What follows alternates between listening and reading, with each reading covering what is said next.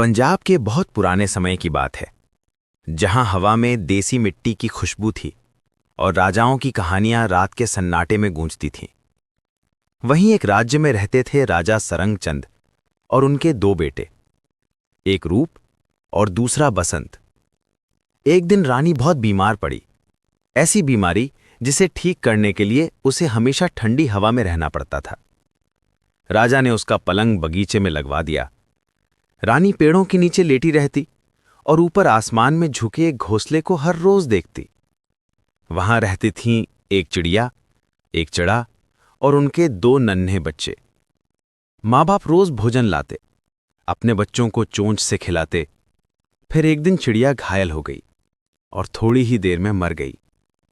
कुछ दिनों बाद एक और चिड़िया उस घोंसले में आई और उसने पहले वाली चिड़िया के सभी बच्चों को नीचे फेंक दिया और चिड़े के साथ रहने लगी।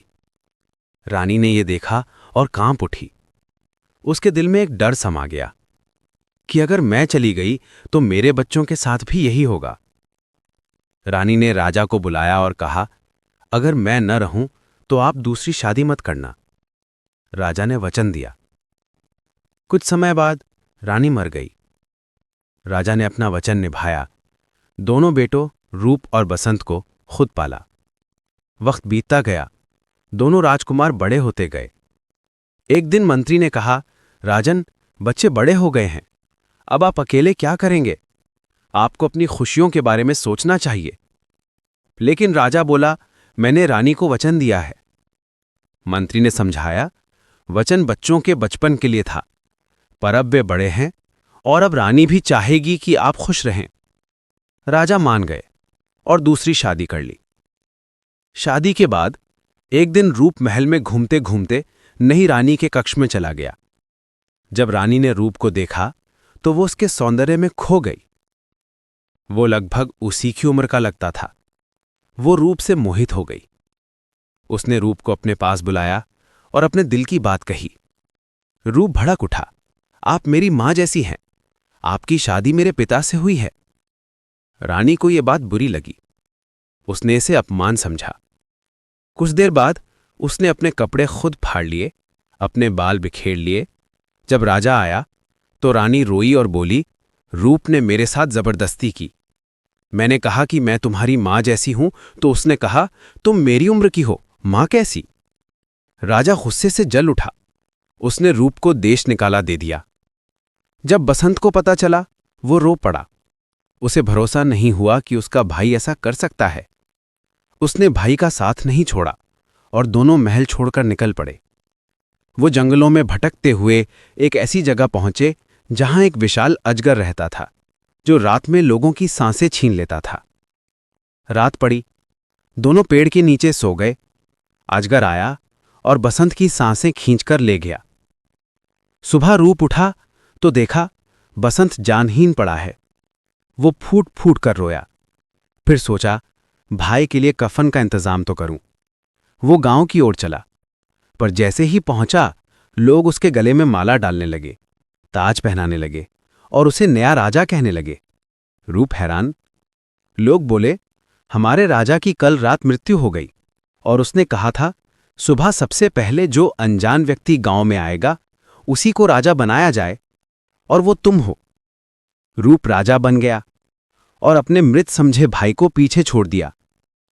उधर जहां बसंत पड़ा था, वहां से गुजर रहे थी गोरखनाथ अपने चेले संग।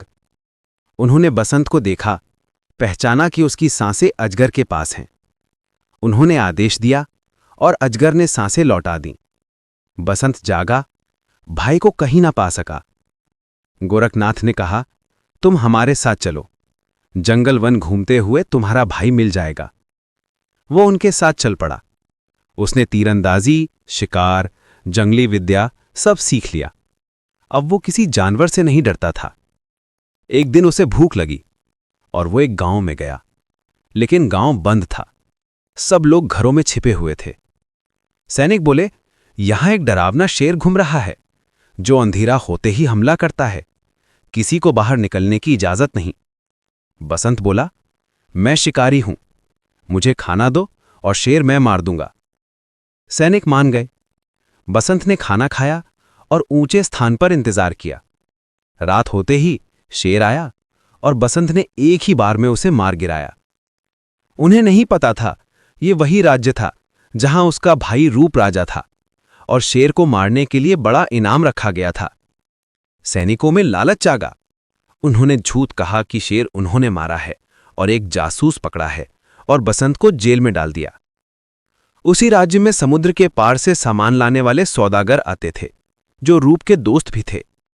उनके जहाज को हर यात्रा से पहले एक कैदी की बलि चाहिए होती थी। सैनिक लालची थे। इस बार उन्होंने बसंत को ही सौदागर को बेच दिया। सौदागर बसंत को जहाज पर लेके चला। जब बलि देने का समय आया तो बसंत बोला, अगर मैं बिना बलि दिए तुम्हारा जहाज चला दूं? सौदागर हंसा, चलाओ फिर देखते हैं। बसंत ने अपनी छोटी उंगली से थोड़ा सा खून जहाज पर लगाया और जहाज चल पड़ा। सौदागर दंग रह गया। उसने बसंत को अपने जहाज में काम पर रख लिया। दिन गुजरते गए। एक दिन जब जहाज किनारे लगा तो थका हुआ बसंत एक खूबसूरत बगीचे में सो गया। वो बगीचा राजकुमारी का था। सहेलियों ने बसंत को देखा और राजकुमारी को सूचना दी। गुस्से में राजकुमारी आई, कौन मेरी बगिया में सो सकता है? पर जैसे ही उसने बसंत को देखा वो ठिठक गई। बसंत के चेहरे पर एक अलग ही चमक थी। राजकुमारी उसे देखते ही दिल हार बैठी। उसने सोचा, मैं शादी करूंगी तो बस इससे। राजा को जब पता चला वो खुद भी बसंत की सुंदरता देख दंग रह गया। उसने पूछा, क्या तुम मेरी बेटी से शादी करोगे?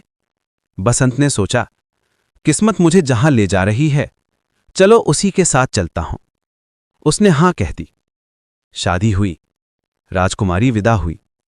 बसंत ने कहा, अभी मेरा घर यही जहाज है, आगे का सोच लेंगे। वे फिर जहाज पर चढ़ गए।